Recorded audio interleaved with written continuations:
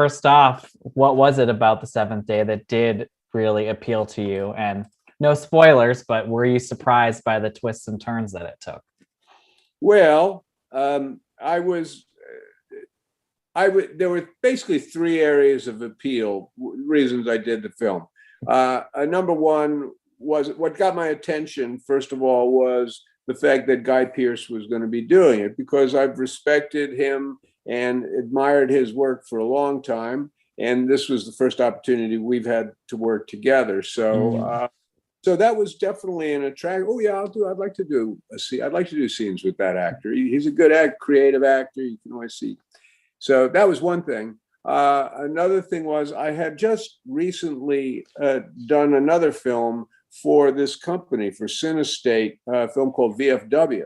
And that was an altogether positive experience for me doing that film. And, that's not necessarily always going to be the case with films on a lower budget, particularly when there's a lot of whacking and smacking involved, Yeah. But that film was a very, very good experience, and from start to finish. So I was inclined towards being favorably inclined towards the company in the first place, Yeah. So there was that. And then the third thing was, once in a while, it's kind of fun and useful to play a smaller role where you have to kind of create the character in a very, kind of at a glance, almost. Yeah. Basically what I'm saying is the fact that I was not playing the lead or either the protagonist or the antagonist in the movie was actually kind of nice for me. Usually the bigger the role, the better. But once in a while, it's fine to kind of step in and play something, because, the Archbishop, I think he's an important part of the film in his way, but he's certainly not central to it at all. He's a very interesting color in there. So I like the opportunity of going in there and in essentially one scene, even though there are several scenes, creating a character. And for you, I know a lot of people find religious horror, exorcisms, kind of one of the scariest subgenres of the horror, just because I think, especially for people who grow up surrounded by religion, they kind of see it as maybe more real or more dangerous. I'm curious if you came into this project with any kind of superstitions or anything like that. Not particularly. I come in with it's not a superstition, but with the steadfast belief that no matter, we could make the best film in the world here, but we are still doomed to be only the second best Exorcist film ever made, because it's interesting. I mean, I think that the Exorcist sort of did for horror or for religious horror films kind of what the Godfather did for the mafia. It just does that. That's what it is. And so I think I like the idea of taking, being part of something that's sort of taking a shot at the genre a lot. Yeah, no. Superstitious person. I'm a superstitious person in a theater sense. We have a lot of, a lot of superstitions in the theater, and I observe them all because why wouldn't I? And I like to be superstitious because, my birthday is 7/11, which one can kind of consider lucky numbers if one is superstitious. So I like to think I'm lucky. So yes, but I didn't come on the set with any particular religious worries.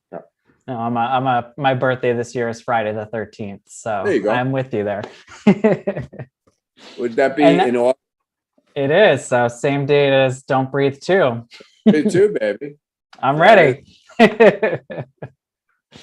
Now for this, this is kind of a different role for you, especially from what we've seen from you lately. You even said, you like the chance to be able to get in and do something that's a little different, even if it's a smaller part. But obviously the path recently, we've seen a lot of maybe antagonist or complicated and also physically demanding or imposing roles from you. Just, something like this does kind of shake it up a bit. How is it for you to be able to do something like this in contrast with some of the more well-known roles from recent years? Well, it was a chance to uh, immediately be a very articulate character, as opposed to say, the blind man, for example, was not particularly articulates in a very, very different way.